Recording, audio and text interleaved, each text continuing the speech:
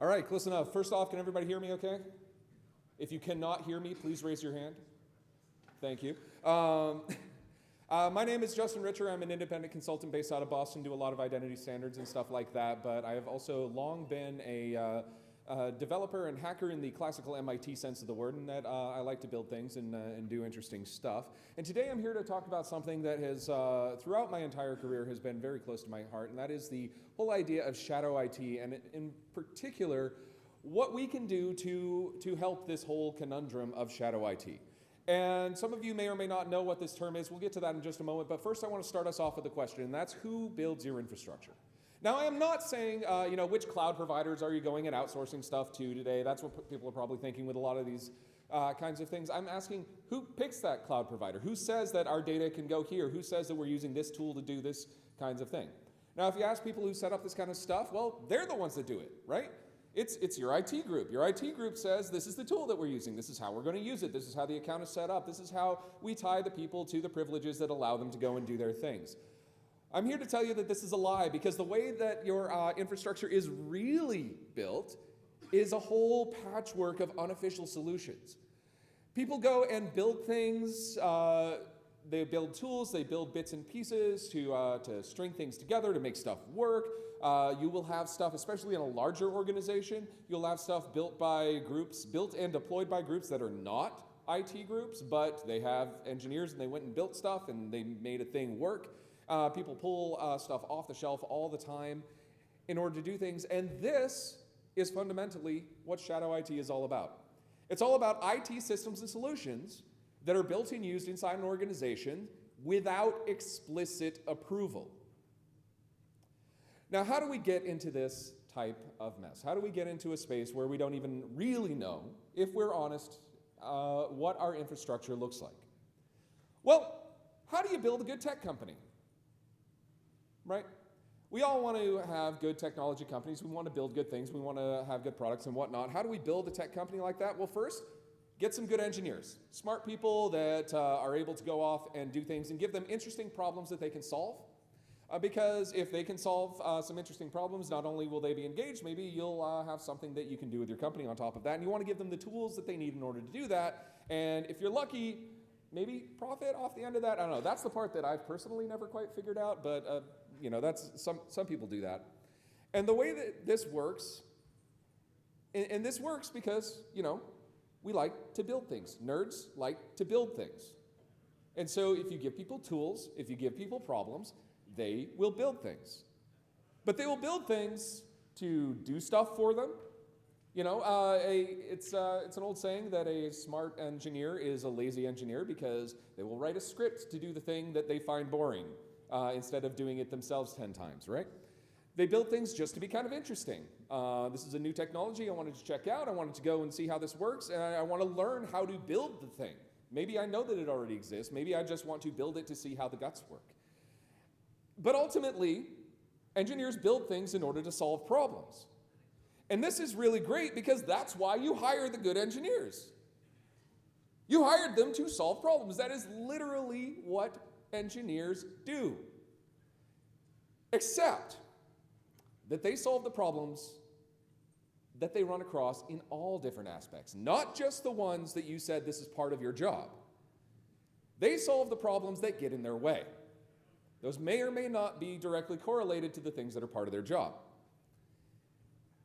Let me reiterate that and bring these 2 points together, because this means that the engineers will build tools to solve their problems. And those problems aren't necessarily going to be the ones that you are selling as part of your product or solution. But make no mistake that an engineer comes across a problem and they're able to build a solution to do it, to solve that, they're going to do that. And the tools that they build to solve these problems that they come across, they tend to work well enough most of the time, enough to scratch that itch, enough to solve that problem. And this happens because these engineering solutions tend to be focused on the problem itself, because they're all about reacting to, this is a thing that got in my way, and I need to get it out of my way so that I can go do something else. So they tend to be focused on the problem, and the solution is just kind of how you get past the problem. This is, of course, opposed to fit-for-purpose softwares and technologies and the things that central IT likes to deploy, those are focused on solutions. In fact, we even call them solutions in our marketing literature, don't we? Right? Here's the interesting thing, though. This dichotomy is at the root of why shadow IT is such a tricky problem, because the engineers know their problems. The people that are focusing on these solutions know the solutions. The engineers might not have the best solution, but they've got something that fits their problem. And the best solution that's out there might be completely ignorant of the problem that the engineers have, and even non-engineers in your organizations have, without being able to connect those two together. And because these things fit into people's workflows and they get stuff done well enough and they tend to be shared around, they tend to stick around. They tend to be very, very sticky, because engineers will find a solution to problems that face them. Remember, this is literally their job. This is what nerds do. They find solutions. This is why you hired them. This should not be a surprise to anybody, and yet we look around and say, how did all of this shadow IT get here? What happened? And remember, it's not just building stuff because, a good engineer is a lazy engineer. For all the developers in their audience, who here has ever gone to Stack Overflow and pasted a random bit of code that you have absolutely no provenance for into your solution and figured out, oh, hey, that looks like it worked? Everybody that did not raise their hand is either not a developer or is lying. Those are the only two options. Test environments. What's that? Test environments. What about test environments? You paste code into those too. That's where you paste it. Oh, okay, so the heckler in the back said something about test environments, and if you're lucky enough that you have a test environment, then sure, you could start it there. I am not going to ask people to raise their hand who have cut and pasted a hotfix solution that they found on Stack Overflow into a production environment because everything was on fire and we're losing money right now. I didn't want to know that, sir. But thank you for your honesty. Oh dear. Anyway, this also gets into things like we heard during the last talk, for those of you that were in this room. Sometimes it's just a matter of going and finding a solution. Okay, we need a way to get code between different groups that aren't all on the LAN. Okay, fine, I'll just go get a personal private GitHub repository that I'm only gonna tell my team about, and we'll just do all of our code syncing through that. Why? Because it works. It solves the problem, right? Now, why is this all of an issue? Now, because the engineers and the nerds in the room are all like, well, yeah, obviously this all makes sense. This is great. All of the sort of the business and policy people are kind of shaking because this is what they're thinking about. You have lost control and insight into where all of your data is going, into where people are engaging with the world. You don't know what's going on. And your resources are probably spending time and effort on things that are already solved problems. And like we talked about, these shadow IT solutions are focused on the problem, so they might not be the best of breed. And also, if for that whole code pasting thing, you could end up with some really scary and hairy licensing issues depending on where you source that code that you copied and pasted. So, thing about this though, is that shadow IT is absolutely pervasive. There was a survey done at a company where people were asked, what unofficial solutions you're doing? Can you tell them about us? We want to learn about this. We want to be open about this. Survey came back with between 30 and 40 different software packages and cloud services and stuff like that. Same company simultaneously did a fully comprehensive scan of the network and all on-LAN devices and came up with over 900. That is more than an order of magnitude difference. And why is that? Well, because we approach this by trying to scare people, by telling people that it is wrong to set up these things, so they're not going to tell you about them. We're going to say everybody's going to use this. We're going to scan your system. You're going to be dinged if you don't do this. We're going to block services at the firewall, like we heard about at the last talk. So even the social media manager can't get to Twitter because we didn't think that through, apparently.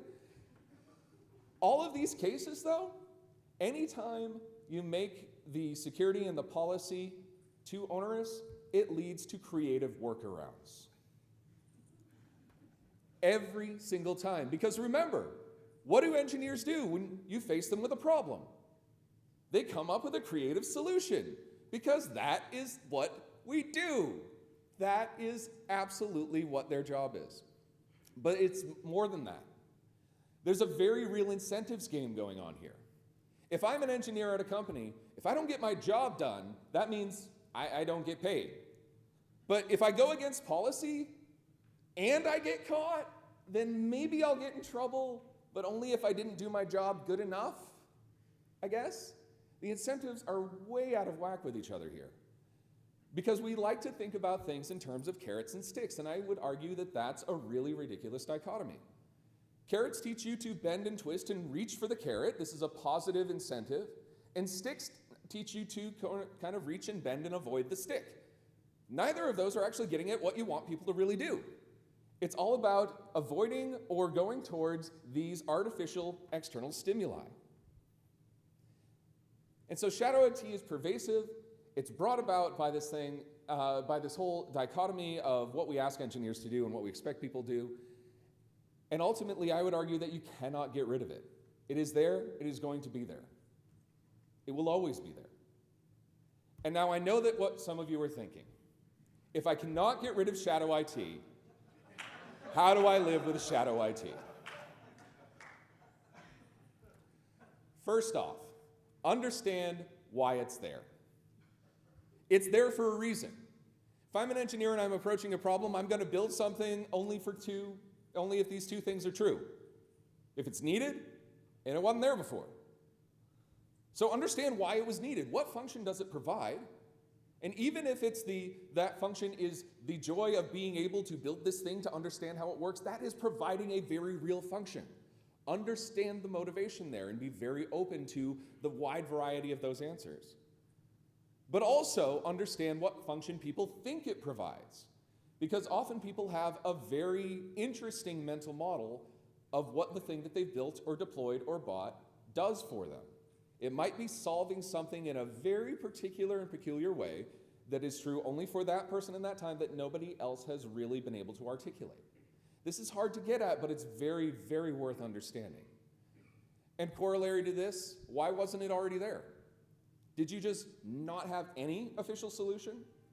I've worked with companies who their document sharing platform was, well, we'll just email a Word document around because we've done that for 15 years. That's fine, right? And then they went to block document sharing tools at the firewall because, well, we don't need that.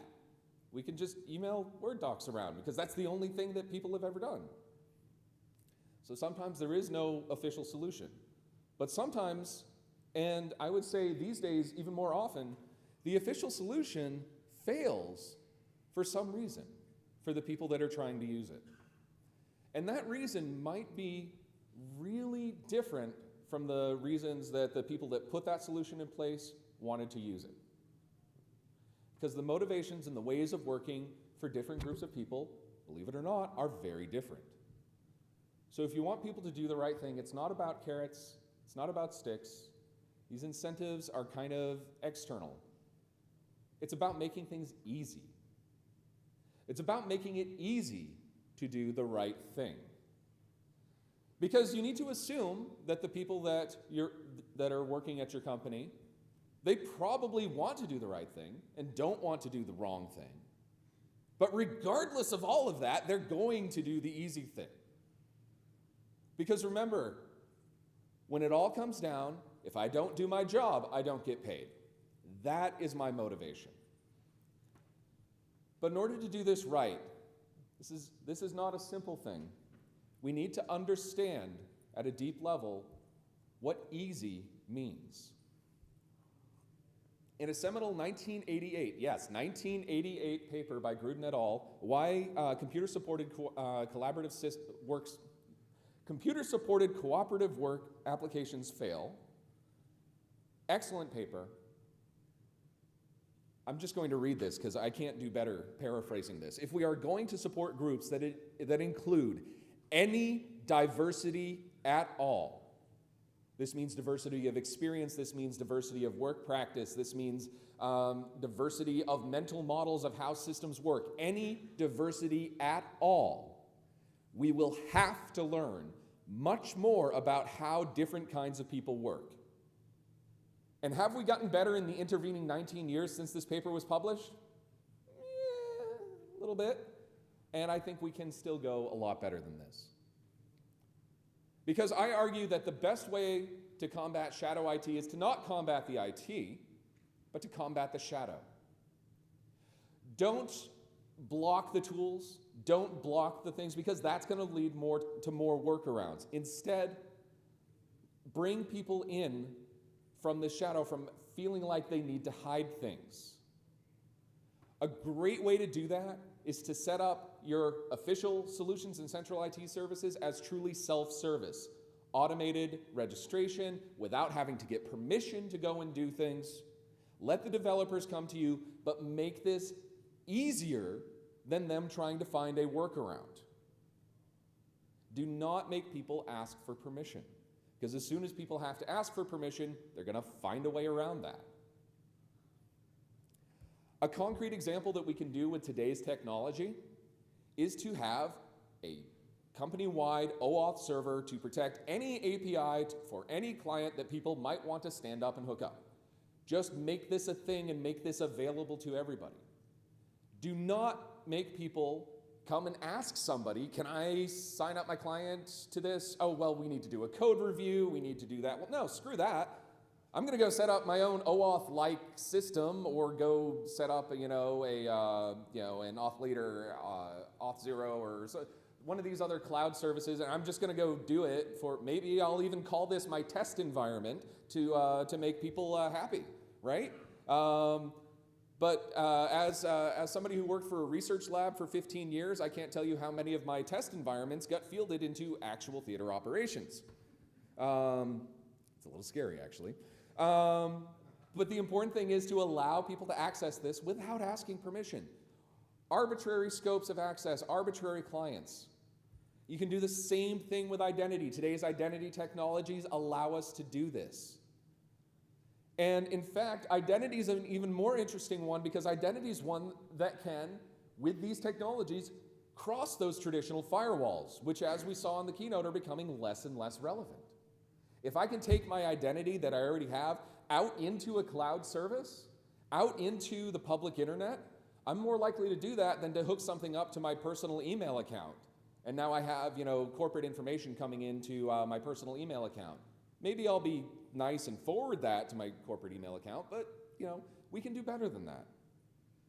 We should really go with a gray list first security model, and if you want to hear more about that, come to my talk Thursday morning. I think it's actually going to be right next door, about multi-tiered runtime gray lists, and that's going to be a really fun talk. But the biggest thing that you can, of course, do is all about education and communication. When you find a piece of shadow IT, when somebody comes to you, don't punish, listen. That solution is there for a reason. You may not agree with the reason, and you almost certainly don't understand the reason right away. But there is a reason. It is there. People wouldn't have put the effort to do it otherwise. These things do not just spontaneously generate. And finding one of these things and understanding it is a learning experience for everybody involved. Because the person that built the tool, maybe they'll learn like, oh, there's this other thing out there that does 90% of what I want. Maybe I can help fix that. Maybe I can take part of what I did and get it incorporated. Or maybe not. Maybe the tool that the person built really is the best thing that could be done. In which case, the IT group, maybe they should pay attention to that. Pay attention to these little tools and solutions that people are coming up with. And management can learn what people really care about, where these needs truly lie. We should never penalize somebody for solving a problem and getting stuff done. And because if we start penalizing people for that, that just means that people will hide. It doesn't mean that they'll stop. It just means that they'll hide. And that is the absolute last thing we want people to do. Central IT should embrace community projects in so much as they can understand them and say like, okay, maybe we've got 100 people using this kind of thing. Maybe our centrally deployed solution doesn't work. In a past life, I worked for a big company, and I had deployed kind of a shadow IT identity solution. And I remember having a conversation with the team that deployed the official corporate identity federation solution, and they were very excited that they had just onboarded their second RP. And they asked me like, so how's your little skunkworks thing going? And I pulled up the stats and said, oh, we just crossed 450 RPs. That was this week. Great. Because sometimes the official solution isn't better, and there's reason for that. And I will say in this particular case, which you can hear more about, there's a video of a talk I gave here at CIS several years ago called the MITRE ID story. In this particular case, it was because we set it up using these principles that I'm talking about. People didn't have to ask permission. It was there. It worked. It used standards, open standards at that, and they didn't have to ask permission. You need to admit that shadow IT exists and encourage people to keep solving problems because that's what they're going to do, but guide them to better solutions or guide the solutions that they have to more completeness as you find them. And one of the biggest problems we have is, in this space is that we have traditionally, like stuff like this is a little hard to swallow at times because we have traditionally taken what amounts to an abstinence-only education for internet security and shadow IT. We need to get away from that. You're gonna do it anyway. Admit that people are gonna do it. I knew the phones were gonna come out on this slide. Oh, all right. But here's how you can do it safely. But most importantly, and this is the big thing that we see in sexual health education, is that it's okay to come talk to us. If you have questions, if you have concerns, if you just want to know how these crazy things work when you plug them together. That sounded better in my head. Seriously, I wrote that line on the spot, and I should not have. Anyway, if you have questions, you can always come talk to us. You can bring this. You will not be punished for trying to solve a problem, even if we don't have all of the answers. Because sometimes people coming up to us with what they think is a better solution will have a better solution. So talk and understand them. And now, while you can't fully prevent shadow IT, you can do a few things to tamp it down, such as eliminate the need for it. If you have better solutions that are more open, that are more accessible, it's going to make it so that people don't have to build solutions, don't have to build workarounds. And there's a really great conversation that I think needs to happen in the world about these short-lived, intense collaborations that happen around, film production and contractors coming together on a big project to be able to have an enterprise-like experience with a whole set of integrated tools, but in a temporal manner, something that's easy to stand up, easy to tear down, uses existing identities and credentials. We have almost all of the tools out there to do this today. With everything moving to cloud services, there's most of the parts there.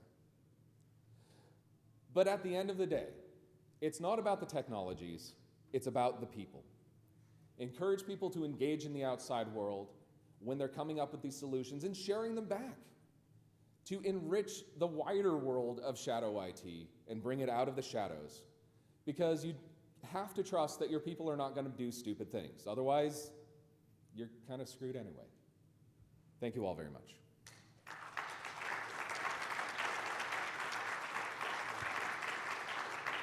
I think I have like 2 minutes for questions. Yes. So one of the other things that feels about the idea that the perimeter dissolving is Right. shrinking. Do you think data security with 30 DRM is compatible with this sort of thing?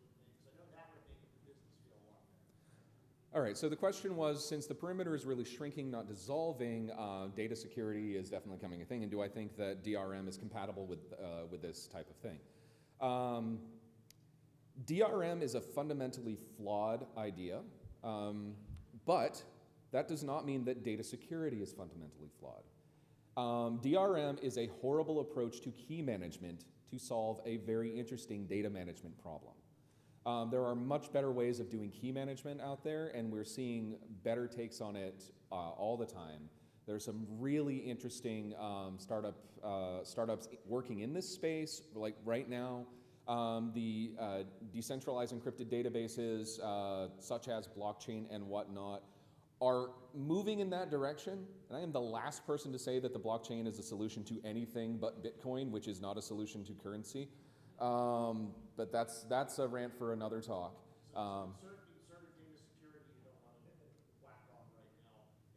Is that compatible?